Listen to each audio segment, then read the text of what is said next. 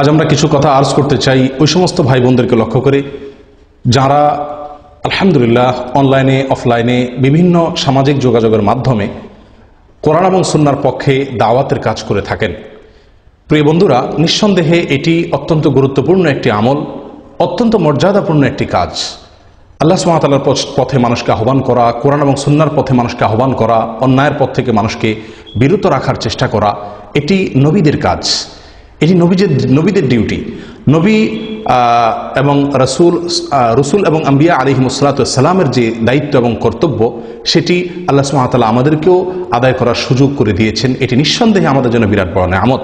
এবং আমরা অনেকেই আলহামদুলিল্লাহ অনলাইনে দাওয়াতের কাজ করে থাকি, অফলাইনেও দাওয়াতের কাজ করে থাকি। এটি সন্দেহাতীতভাবে ইতিবাচক এবং প্রশংসনীয় একটি কাজ।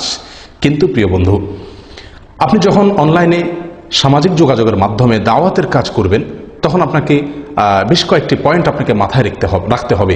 তার প্রথম যে বিষয়টি আপনাকে মাথায় রাখা উচিত সেটি হলো, এটি যেহেতু নবীদের ডিউটি এবং এটি যেহেতু মৌলিকভাবে নবীদের কাজ, অতএব আম্বিয়া আলাইহিমুসসালাতু ওয়াসসালাম তাঁরা কিভাবে দাওয়াত মানুষের সামনে পেশ করেছেন সেই পদ্ধতি আপনার মধ্যে থাকতে হবে। আপনি যদি আম্বিয়া আলাইহিমুসসালাতু ওয়াসসালামের পদ্ধতি থেকে বিচ্যুত হয়ে দাওয়াতের কাজ করেন, তাহলে মনে রাখতে হবে সেই দাওয়াতের কাজ উম্মতের সংশোধন তো তার ফলে হবেই না, বরং উম্মতের ভেতরে ফাসাদ সৃষ্টি হবে, বরং উম্মত আরো নষ্ট হবে।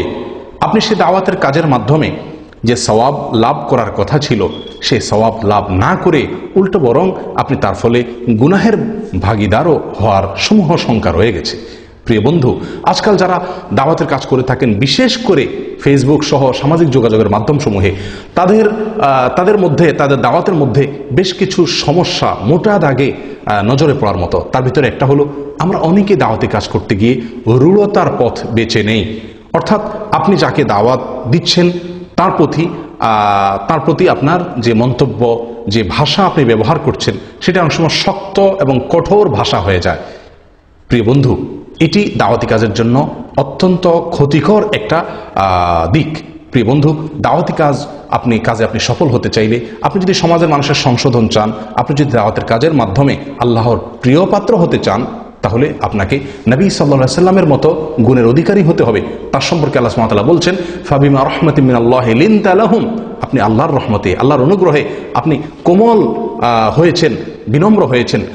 ওয়ালাউ কুনতা ফাযযান গালিযাল কলবি লানফাদ্দু মিন হাওলিক, আপনি যদি কঠিন এবং রূঢ় হৃদয়ের অধিকারী হতেন, তাহলে মানুষ আপনার কাছ থেকে সরে যেত, কেউ পাশে থাকতো না। প্রিয় বন্ধু, অতএব নবী সাল্লাল্লাহু আলাইহি ওয়াসাল্লামের মতো কোমলতা, সহনশীলতা এবং মিষ্টি ভাষা আমাদের দাওয়াতের মধ্যে থাকা অপরিহার্য। প্রিয় বন্ধু, তাছাড়া যে যুগে আপনি দাওয়াতি কাজ করবেন, সেই যুগের ভাষা আপনাকে রপ্ত করতে হবে। প্রিয় বন্ধু, আমরা অনেকেই কোনো নাস্তিককে অথবা কোনো আল্লাহ বিরোধীকে অথবা কোরআন সুন্নাহর কোনো বিরোধীকে অথবা কোনো জাহেল বা মূর্খ মানুষকে, যারা না বুঝে কোরআন এবং সুন্নাহর বিরুদ্ধে অবস্থান নিচ্ছেন, তাদের বিরুদ্ধে দাওয়াতি কাজ করতে গিয়ে অনেক সময় এমন কঠোর ভাষা ব্যবহার করি, যে ভাষা আসলে আমার ইসলামের সঙ্গে যায় না। প্রিয় বন্ধু, এবং শুধু তাই নয়, বর্তমান সমাজ ব্যবস্থায়, সভ্য সমাজে এ ধরনের ভাষার ব্যবহার সাধারণত হয় না। প্রিয় বন্ধু, আমেরিকার সবচেয়ে বড় শত্রু মনে করেন আল কায়দা, IS সহ অন্যান্য জঙ্গি সংগঠনগুলো, আল্লাহ আলম হাকিকত, বাকি বাহ্যিকভাবে আমরা দেখি তারা তাদের সঙ্গে শত্রুর মতো আচরণ করে। প্রিয় বন্ধু, এই যে তাদের শত্রুর সঙ্গে তারা কিভাবে শত্রুর প্রতি কোন শব্দগুলো তারা ব্যবহার করে, একটু যদি আপনি লক্ষ্য করেন, দেখতে পাবেন যে কোনো গালমন্দ নাই, সেখানে কোনো আজে বাজে ভাষার ব্যবহার নাই। সেই ভাষাগুলো কীরকম থাকে, কঠোরতা তো অবশ্যই থাকে, সে কিন্তু কঠোরতারও একটা শিল্প আছে। সেই শিল্পটা আমাদেরকে রপ্ত করা উচিত। যে যুগে যেটি সভ্যতার মানদণ্ড, যদি কোরআন এবং সুন্নাহর সঙ্গে তার কোনো কন্ট্রাডিকশন না থাকে, তাহলে সেটিকে গ্রহণ করা দায়ের জন্য অত্যন্ত জরুরি এবং কর্তব্য হয়ে দাঁড়ায়। প্রিয় বন্ধু, এই জন্য দাওয়াতি কাজে রূঢ়তা মোটেই করা যাবে না, অত্যন্ত বিনম্রতার সাথে দাওয়াত দিতে হবে। নবী সাল্লাল্লাহু আলাইহি ওয়াসাল্লাম বলেছেন, আর রিফকু মা কানা ফি শাইইন ইল্লা জানা ওয়া মা নুজিআ মিন শাইইন ইল্লা শানা। নম্রতা এমন একটা গুণ, এটি যে কোনো বিষয়ের সঙ্গে যুক্ত হলে সেটিকে সৌন্দর্যমণ্ডিত করে দেয়। আর কোনো কাজ, কোনো আমল, কোনো কথা, এখান থেকে যদি নম্রতা জিনিসটি সরে যায়, তাহলে সেটাকে ত্রুটিযুক্ত করে দেয়, সেটা কাজটা যত ভালোই হোক না কেন। অতএব দাওয়াতের কাজে শক্ত হওয়া চলবে না, রূঢ় হওয়া চলবে না, বিনম্রতার সাথে দাওয়াতের কাজ করতে হবে। প্রিয় বন্ধু, দ্বিতীয় যে সমস্যাটি আমরা দেখতে পাই সাধারণত, সেটি হলো প্রচুর পরিমাণ বিতর্ক, বর্ষা, ঝগড়া, ঝাঁটি ফাসাদ, এগুলো দাওয়াতের কাজ করতে গিয়ে আমরা অনেকে করে ফেলি, এগুলোতে লিপ্ত হয়ে যায়। না ভাই, এটি মোটেও করা যাবে না। বিতর্ক, বৎসা, ঝগড়া এটি নবীদের খাসলত নয়, নবীদের অভ্যাস নয়। তারা দাওয়াতি কাজের মূল মাইল ফলক, তাদেরকে দেখে দেখে আমরা দাওয়াতি কাজ করার কথা। আপনি আমাদের নবী সাল্লাল্লাহু আলাইহি ওয়াসাল্লামের সারা জীবন ঘেটে দেখাতে পারবেন না ঝগড়ার কোনো জায়গা তার জীবনে ছিল, ঝগড়ার কোনো অবস্থান তার জীবনে ছিল না। প্রিয় বন্ধু, তিনি ছিলেন আমাদের দাওয়াতি কাজের রাহবর, অথচ তার সারা জীবনে কোনো ঝগড়ার আলামত আপনি দেখাতে পারবেন না। আর আমরা আজকাল যারা দাওয়াতের কাজ করি, আজকে এর সাথে ঝগড়া লাগাই দিছি, তো কালকে অমুকের সাথে ঝগড়া লাগাই দিছি, অনলাইনে ঝগড়া তো অফলাইনে ঝগড়া, ফেসবুকে ঝগড়া তো আরেক জায়গাতে ঝগড়া। প্রিয় বন্ধু, এইভাবে ঝগড়া বিবাদ করে দাওয়াতের কাজ হয় না।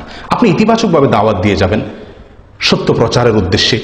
কেউ যদি বোঝার উদ্দেশ্যে আপনাকে প্রশ্ন করে, আপনি জানা থাকলে সেটা উত্তর দিবেন, আর না জানা থাকলে আপনি সেখান থেকে সারেন্ডার করে ওলামা একরামের শরণাপন্ন হওয়ার জন্য তাকে অনুরোধ করে আপনি সরে আসবেন। কোনো অবস্থাতে আপনি আপনার মতকে স্টাবলিশ করার জন্য কারোর সাথে বিতর্কে লিপ্ত হয়ে, ঝগড়ায় লিপ্ত হয়ে তার উপকারিতা খুব বেশি আপনি অর্জন করতে পারবেন না। প্রিয় বন্ধু, এক্ষেত্রে নবী সাল্লাল্লাহু আলাইহি ওয়াসাল্লামের একটি বিখ্যাত হাদিস, যেটি সুনানে আবু দাউদে এবং তাবরানীতে বর্ণিত হয়েছে, এটি আমাদের স্মরণে থাকা দরকার। নবী সাল্লাল্লাহু আলাইহি ওয়াসাল্লাম বলেছেন যে আনা যাইমুন বিবাইতিন ফি রাবাদিল জান্নাহ লিমান তারাকাল মিরাআ ওয়ালাউ কানা মুহিক্কান। অর্থাৎ যে ব্যক্তি ঝগড়া বিবাদকে এড়িয়ে চলল, বিতর্ক করলো না, বিতর্ক থেকে দূরে থাকলো, বিতর্ককে এড়িয়ে চলার চেষ্টা করলো, অথচ সে এই বিতর্কে সত্যের পক্ষে আছে, তারপরেও সে বিতর্ককে এড়িয়ে চলল, এই ব্যক্তির জন্য জান্নাতের মধ্যখানে একটি প্রাসাদের দায়িত্ব আমি নিচ্ছি। নবী সাল্লাল্লাহু আলাইহি ওয়াসাল্লাম বলছেন, সুবহানাল্লাহ। প্রিয় বন্ধু, আপনি যে বিতর্ক বৎসা করছেন, এই বিতর্ক বৎসা আপনাকে অনেক অনেক ক্ষতিগ্রস্ত করে ফেলছে। আপনি যদি বৎসা বিতর্ক এড়িয়ে চলেন, তাহলে আপনার জন্য জান্নাতের বিশাল প্রাসাদেরও ওয়াদা এবং দায়িত্ব নিচ্ছেন নবী সাল্লাল্লাহু আলাইহি ওয়াসাল্লাম স্বয়ং নিজে। তাহলে আসুন আমরা এই সমস্ত বিতর্ক বৎসা করে সময় নষ্ট না করি, ইতিবাচকভাবে দাওয়াতের কাজ করতে থাকি। হ্যাঁ, এটা ঠিক যে কখনো কেউ হয়তো আপনার সাথে সত্যের বিরুদ্ধে কোনো মন্তব্য আপনার কাছে করছে, তো সে মন্তব্যের সুন্দর সুন্দর কোনো জবাব যদি আপনার কাছে থাকে, আপনি সেটি দেন। কিন্তু আপনি যদি দেখতে পান যে এটি অনর্থক বিতর্কের সৃষ্টি করছে, তাহলে সেখান থেকে আপনি সরে আসুন। প্রিয় বন্ধু, এর মধ্যেই আপনার আমার জন্য কল্যাণ রয়ে গেছে। এত বেশি বিতর্ক আমরা দেখতে পাই, বিশেষ করে অনলাইনে, বিশেষ করে সামাজিক যোগাযোগের মাধ্যমে, যে এই বিতর্কগুলো আমাদের দাওয়াতি কাজকে ত্রুটিযুক্ত করে, আমাদেরকে পিছনে ফেলে দেয়। শয়তান চায় আমরা বিতর্কে জড়িয়ে পড়ে আমরা রাগান্বিত হয়ে এমন কিছু বলি যার ফলে আমাদের দাওয়াত বাধাগ্রস্ত হয়, ক্ষতিগ্রস্ত হয়, আমরা নিজেরা ক্ষতিগ্রস্ত হই এবং আমাদের দাওয়াতের বেগ কমে যায়। প্রিয় বন্ধু, বিতর্কে তেমন কোনো ফায়দা বয়ে আনে না। হ্যাঁ, আপনি যদি দেখেন যে কাউকে দলিল প্রমাণের আলোকে কাউকে যদি বোঝানোর মাধ্যমে তিনি সুপথে আসবেন, তার সুমতি হবে, এরকম কোনো লক্ষণ যদি আপনি বুঝতে পারেন, তাহলে তাকে আপনি সেভাবে দাওয়াত করুন। কিন্তু কোন অবস্থাতেই সেটা যেন ঝগড়া এবং বিতর্ক বলতে যেটাকে আমরা বুঝাই, সেই দিকে নিয়ে না যায়। আল্লাহ তাআলা আমাদেরকে সে তৌফিক দান করেন। প্রিয় বন্ধু, 3 নম্বর যে সমস্যাটা দেখা যায় প্রকটভাবে সবচেয়ে বেশি পরিমাণে, সেটা হলো একে অন্যকে নিজের মতের বিরুদ্ধে হলে, অথবা তিনি নাহকি আছেন, অসত্যের পথে আছেন, ভুল পথে আছেন, আমরা তাকে নানামুখী উপাধি দিয়ে থাকি, যেটি আপত্তিকর। আল্লাহ সুবহানাহু ওয়া তাআলা কোরআনে কারীমের ভিতরে স্পষ্টভাবে সূরা হুজুরাতের ভিতরে বলেছেন, ওয়ালা তানাবাযু বিল আলকাব, তোমরা একে অন্যকে আপত্তিকর কোনো উপাধি দিয়ে উপাধিতে ভূষিত করো না।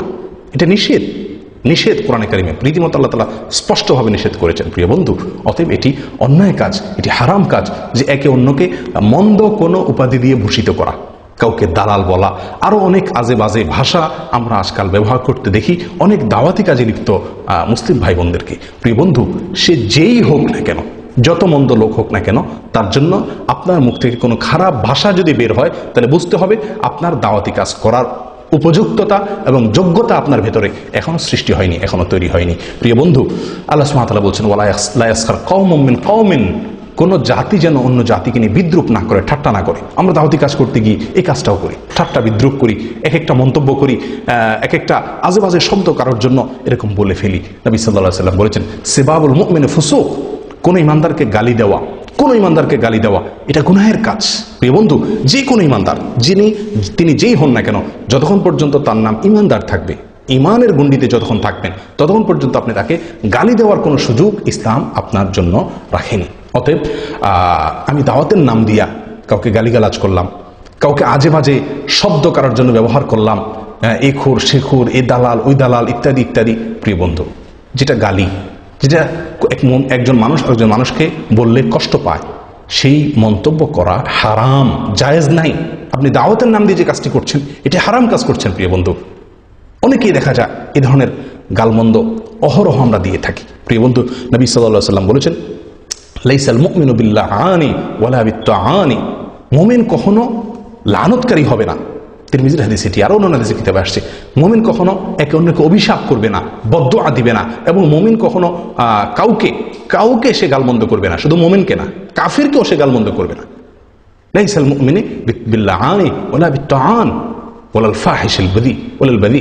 প্রিয় বন্ধু, অশ্লীলতা, গালমন্দ, বদদুআ, আজে বাজে মন্তব্য, এটি মুমিন কাউকে করবে না, কাউকে না। অমুসলিম কেউ নয়, কোনো বেদাতি কেউ নয়, কোনো কবর পূজারী কেউ নয়, কোনো নাস্তিক কেউ নয়, অন্য কাউকে নয়। হে বন্ধু, আপনি আল্লাহর পক্ষে কথা বলছেন, কোরআন এবং সুন্নাহর পক্ষে কথা বলছেন, কিন্তু আপনি যদি আপনার পদ্ধতি হয় এই, তাহলে আপনার এই দাওয়াত ইসলামের উপকার করবে না, ইসলামের ক্ষতি করবে। আপনার নিজের কোনো উপকার বয়ে আনবে না, আপনার নিজের ক্ষতি হবে। অতএব সাবধান হতে হবে। গালমন্দ, কাউকে অভিশাপ দেওয়া, আজেবাজে মন্তব্য করা, এর মাধ্যমে কোনো দিন সফল দাওয়াত হতে পারে না। আপনি নবী সাল্লাল্লাহু আলাইহি সাল্লামের সারা জীবনের দাওয়াতকে যদি আপনি একসাথে করেন, অ্যানালাইসিস করেন, তাহলে একটি বারের জন্য তিনি কাউকে গালি দিয়েছেন, তিনি কাউকে এমন কোনো মন্তব্য কারোর ব্যাপারে করেছেন যেটি তার কষ্টের কারণ হতে পারে, বা সমাজে সেটাকে গালি হিসাবে জানে, এরকম একটি রেকর্ডও আপনি দেখাতে পারবেন না।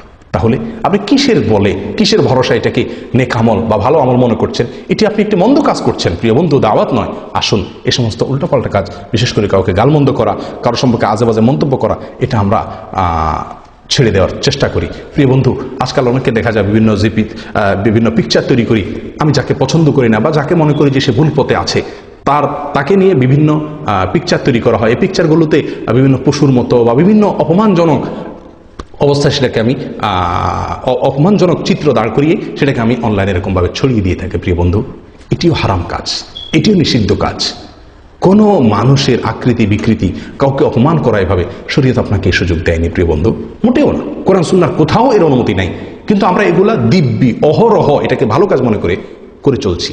না, এটা করা যাবে না। প্রিয় বন্ধু, সর্বশেষ যে পয়েন্টটি বলবো সেটা হলো যে আমরা অনেকেই ওলামায়ে কেরামের বিরুদ্ধে এমন কিছু মন্তব্য করে থাকি যেটি আমাদের জন্য জায়েজ নাই। প্রিয় বন্ধু, ওলামায়ে কেরামের সম্মান করা এটা মুমিনের জন্য জরুরি।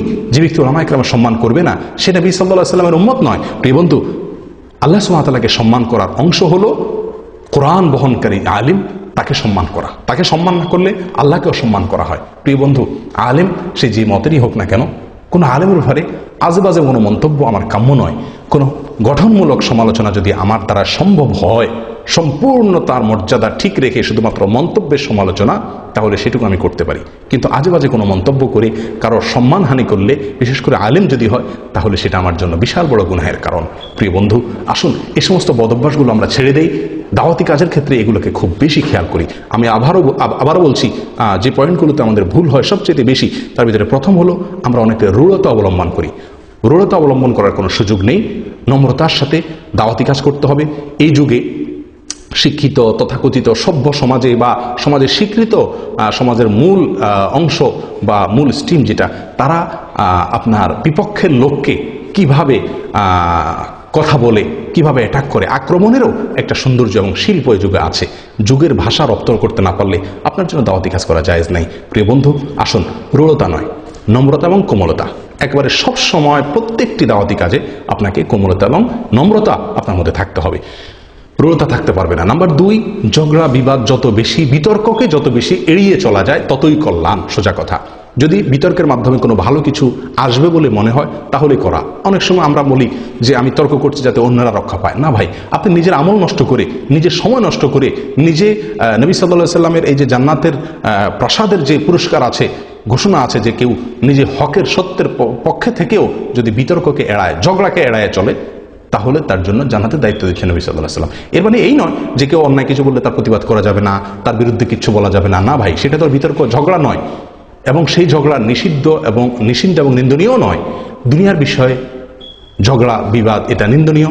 দ্বীনি বিষয়ে দাওয়াতের কাজেও যেই ঝগড়া বিবাদের তেমন কোনো ফল আসে না, বরং নিছক তর্কের খাতিরে, প্রতিপক্ষ তর্কের খাতিরে কথা বলে যাচ্ছেন, সেখানে কোনো কিছু বলা, সময় ব্যয় করা, বাক্য ব্যয় করা, এটি অপচয় ছাড়া কিছু নয়।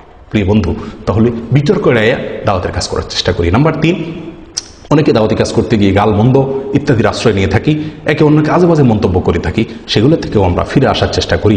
নাম্বার 4, ওলামায়ে কেরামের অসম্মান হয় বা যে কোনো মুসলিমের অসম্মান হয় এরকম কোনো পিকচার ইত্যাদি তৈরি করে সেগুলোকে আপনার অনলাইনে ছড়িয়ে দেওয়া বা সেগুলোর প্রচারে অংশগ্রহণ করা, এটা কোনোভাবেই কোনো মুমিনের জন্য কাম্য নয় এবং এটি কোনো সুস্থ দাওয়াত নয়। আল্লাহ তাআলা আমাদের সকলকে সুন্দরভাবে সুস্থভাবে দাওয়াতের কাজ করার তৌফিক দান করেন।